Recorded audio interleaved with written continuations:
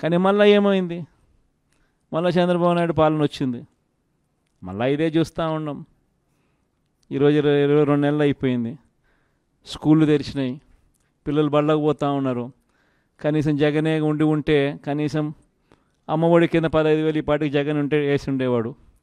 ఆ 15,000 బాయా, ఈయన నీకు 15,000 నీకు 15,000 నీకు 15,000 అని ఇస్తానని చెప్పి అది బాయా. వ్యవసాయ పనులు ముమ్మరంగా సాగుతూ ఉన్నాయి. జగనే ఉండి ఉంటే రైతు భరోసా కింద 13,500 చేతిలో పడేది. జగనే ఉండి ఉంటే చంద్రబాబు వచ్చాడు, 20,000 ఇస్తానన్నాడు, ఆ 13,500 బాయా, ఆ 20,000 బాయా.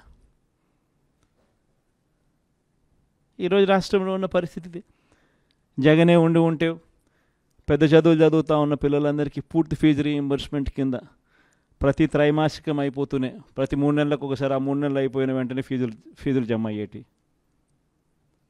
ఇప్పుడు జనవరి, ఫిబ్రవరి, మార్చి త్రైమాసికానికి సంబంధించి ఫీజులు ఎగిరిపోయినాయి. మామూలుగా జగనే ఉండుంటే మేలో పడి ఉండేటివి. అది బాయా. ఆ పిల్లలు రేపొద్దున ఇంజనీరింగ్ చదువుతున్న పిల్లలు, డిగ్రీ చదువుతూ ఉన్న పిల్లలు, వీళ్ళందరికీ ఫీజులు కట్టడానికి ఫీజులు కూడా చెల్లించలేని పరిస్థితిలో ఆ పిల్లలు బళ్ళకు పోతూ ఉన్నారు, కాలేజీలకు పోతూ ఉన్నారు. కాలేజీలు ఆ పిల్లలందరినీ కూడా నువ్వు ఫీజులు కట్టకపోతే కాలేజీలో టీసీ తీసుకుని వెళ్ళిపోమని చెప్తా ఉన్నారు. వసతి దీవెన ఎగిరిపాయి. ఏప్రిల్లో జగనే ఉండుంటే వసతి దీవెన కింద ప్రతి తల్లికి సహాయం అందేది ఆ పిల్లాడి చదువుల కోసం, అది ఎగిరిపాయి. పొదుపు సంఘాలకు చెల్లెమ్మలకు అందరికీ ఏప్రిల్లో 0 వడ్డీ డబ్బులు పడేటివి, అది ఎగిరిపోయి. నేను చెప్పేది ఒకటే చెప్తా ఉన్నాను, ఏదైనా కూడా మోసం, అబద్ధాలు, అధర్మంతో చేసే ఏ పాలనైనా కూడా ఎక్కువ రోజులు ఉండదు. మనం చేసింది ఏదైనా కూడా ఈరోజు తలెత్తుకొని పోగలుగుతాం, తలెత్తుకొని గర్వంగా ప్రతి ఇంటికి పోగలుగుతాం. ఏదైనా కానీ మాట చెప్పింది జగన్ కాలంలో వైఎస్ఆర్ కాంగ్రెస్ ప్రభుత్వంలో చేసినాము అని చెప్పి గర్వంగా తలెత్తుకొని పోగలుగుతాం. అది మనకున్న సర్టిఫికెట్. కానీ ఇదే చంద్రబాబు నాయుడు మనుషులు, చంద్రబాబు నాయుడుకి సంబంధించిన లీడర్లు, చంద్రబాబు నాయుడుకి సంబంధించిన ఎంపీటీసీలు, చంద్రబాబు నాయుడుకి సంబంధించిన జెడ్పీటీసీలు ప్రజల్లోకి పోగలుగుతారా? ప్రజల్లోకి వాళ్ళు పోతే ఏమైందయ్యా సూపర్ 6, ఏమైందయ్యా సూపర్ 10లు, ఏమైందయ్యా నువ్వు ఇచ్చిన మాటలు అని చెప్పి అడిగితే సమాధానం చెప్పుకోలేని పరిస్థితుల్లోనే తన మొత్తం క్యాడర్ కూడా అయిపోతుందా. అది వాళ్ళకు మనకు ఉన్న తేడా. మీ అందరితో కూడా నేను ఒకటే చెప్తా ఉన్నా, మనము ప్రవర్తించే తీరు మార్గదర్శకంగా ఉండేట్టుగా, గొప్పగా ప్రజల్లోకి మనం నిలబడేట్టుగా మనం ప్రవర్తించే ప్రతి అడుగు కూడా మనం వేద్దాం. నా దగ్గర నుంచి మీ దగ్గర దాకా తెలుగుదేశం పార్టీ చేస్తూ ఉన్న ఈ కొనుగోలు కార్యక్రమాలు కానీ, ఈ ప్రలోభాలు పెట్టే కార్యక్రమాలు కానీ, వీటి ఎవ్వడికి కూడా దయచేసి లొంగకండి. నేను ఒకటి చెప్తా ఉన్నా, జగన్ పలావ్ పెట్టినాడు, చంద్రబాబు బిర్యానీ పెడతానన్నాడు. చంద్రబాబు నమ్మి ఓటేసినారు. బిర్యానీ బాయా, పలావ్ బాయా, లాస్ట్కు పస్తు పండుకోవాల్సిన పరిస్థితి. చంద్రబాబును నమ్ముకుంటే ఎక్కడైనా ప్రజలైనా అంతే, నాయకులైనా అంతే. ఇంతకుముందు మన పార్టీ నుంచి 23 మంది ఎమ్మెల్యేలను తీసుకున్నారు, 3 ఎంపీలను తీసుకున్నారు. ఆ 23 మంది ఎమ్మెల్యేలలో ఎంతమంది టికెట్లు ఇచ్చినాడు? నాకు తెలిసి 3కి. ఆ 23 మంది ఎమ్మెల్యేలను తీసుకునేటప్పుడు ఒక్కొక్కరికి ఎంత ఇస్తామన్నాడు? ఒక్కొక్కరికి 20 కోట్లు. ఇచ్చింది ఎంత? అడ్వాన్సు. దాని తర్వాత వాళ్ళు ఆ పక్క పోయిన వాళ్ళు అందరూ అన్న మీ దగ్గరికి వచ్చేస్తామన్నా మేమంతా అని చెప్పి మళ్ళీ నాకు ఫోన్ చేసినారు. ప్రజల్లో ఒకసారి జారిపోయిన తర్వాత మళ్ళీ వెనక్కి వచ్చినారంటే ప్రజల్లో ఆ రెస్పెక్ట్ పోతుంది, ఆ విలువలు పోతాయి, ప్రజలు ఇచ్చే గౌరవం పోతుంది. కాబట్టి వాళ్ళని మనం కూడా తీసుకోలేకపోయినాం. వాళ్ళ రాజకీయ జీవితాలు ఏమైపోయినాయి? అందరూ సున్నాలు అయిపోయి ఇంట్లో కూర్చొని ఉన్నారు. ప్రతి ఒక్కరూ కూడా ఈ విషయాలన్నీ గుర్తుపెట్టుకోండి. రాజకీయాలలో ఎప్పుడూ షార్ట్ కట్ ఉంటుంది, లాంగ్ కట్. దూరం దూరం దారి ఉంటుంది, షార్ట్ కట్ ఉంటుంది. షార్ట్ కట్ ఎప్పుడు తీసుకోవద్దండి.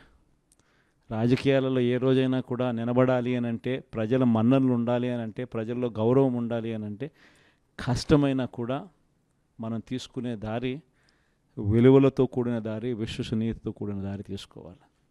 ఇదే నేను పాటిస్తాను. నేను మీ అందరి దగ్గర నుంచి కూడా ఇదే ఉండాలని ఆశిస్తాను. వైఎస్ఆర్సీపీ కార్యకర్త ఏదైనా కానీ ప్రజలు లేకపోతే కాలర్ ఎగరేసుకొని చెప్పాలి, పలాని మాట చెప్పినాం, పలాని మేము నెరవేర్చినాం అని చెప్పి. మాలో అబద్ధాలు ఉండవు, మాలో మోసాలు ఉండవు, మాలో కల్మషం ఉండదు అని చెప్పి.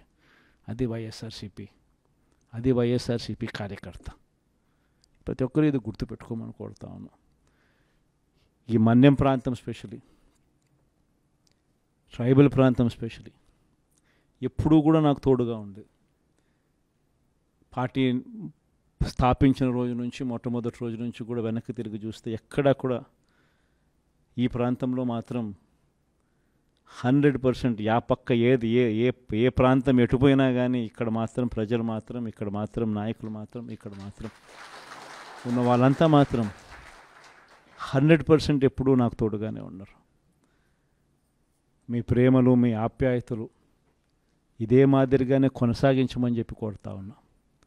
కష్టకాలంలో ఉన్నప్పుడే ఇంకా మీ సహాయము, మీ సహకారము ఇంకా ఎక్కువ కావాలని అడుగుతా ఉన్నా. కష్టాల్లో ఉన్నప్పుడే మీరు ఇంకా గట్టిగా నిలబడాలి అని చెప్పి అడుగుతా ఉన్నా. 5 ఏళ్ళు కన్ను మూసుకుంటూ అయిపోతుంది. ఈ 5 ఏళ్ళ మన పోరాటంలో మీ సహాయ సహకారాలన్నీ కూడా మెండుగా ఉండాలని చెప్పి కోరుతూ, బొత్స సత్యనారాయణను మన పార్టీ తరపు నుంచి మనం ఎమ్మెల్సీ అభ్యర్థిగా మనం రంగంలోకి దింపుతా ఉన్నాం. అందరు ఎమ్మెల్యేలని పిలిచిన, మన ప్రాంతంలో ఉన్న అందరు కంటెస్ట్ చేసిన ఎమ్మెల్యేలను, ఎంపీలను అందరినీ కూడా పిలిచినాం. పిలిచి ఎవరైతే బాగుంటుంది అని చెప్పి అందరి ముందర అందరినీ అడిగాం. అందరూ యునానిమస్గా ఈ ఎలక్షన్లో మారీచుల మాదిరి జరుగుతూ ఉన్న ఎలక్షన్ ఇది, శకుని పాచికల మాదిరి వేస్తూ ఉన్న ఎన్నికలు ఇవి. ఇటువంటి ఎన్నికల్లో మనకు బొత్స సత్యనారాయణ లాంటి కొంచెం ప్రొఫైల్ ఉన్నోడు, కొంచెం స్టేచర్ ఉన్నోడు, కొంచెం గట్టిగా నిలబడగలిగినోడు, మోటుకోగలిగినోడు, ఇటువంటి వ్యక్తులు ఉంటేనే మనం ఎన్నికలను చేయగలుగుతాము. మనం అందరం కలిసికట్టుగా మొత్తం జిల్లా మొత్తం ఏకం కావాలని అంటే అటువంటి వ్యక్తి అయితేనే బాగుంటుంది అని చెప్పి అందరి నోట్లో నుంచి వచ్చిన మాట, అందరి నోట్లో నుంచి వచ్చిన ఆ మాట ప్రకారము మనం కూడా నిజంగానే ఇటువంటి కష్టకాల పరిస్థితులు, ఎందుకనంటే కష్టం లేనప్పుడు, అధికారంలో మనం ఉన్నప్పుడు ఎవరిని కావాలంటే వాళ్ళను పలానోడు ఎమ్మెల్సీ అంటే పలానా ఎమ్మెల్సీ అని సంతకం పెట్టేసి నేను ఇక్కడి నుంచి పంపించేసేస్తే ఆ ఎమ్మెల్సీ కింద వాళ్ళు ఎన్నికైపోయే పరిస్థితి. కానీ ప్రతిపక్షంలో ఉన్నప్పుడు, స్పెషల్లీ చంద్రబాబు నాయుడు లాంటి అన్యాయస్తులతో మనం యుద్ధం చేస్తూ ఉన్నప్పుడు మాత్రం ప్రతిపక్షంలో మనం ఉన్నాం కాబట్టి మనం గట్టిగా మోట్టుకోగలిగిన కెపాసిటీ ఉన్న నాయకుడిని మనం ముందర పెడితేనే మనకు అడ్వాంటేజ్గా ఉంటుంది. కాన్ఫిడెన్స్ నింపగలుగుతాడు, మన వాళ్ళకు కూడా తోడుగా గట్టిగా నిలబడగలుగుతాడు.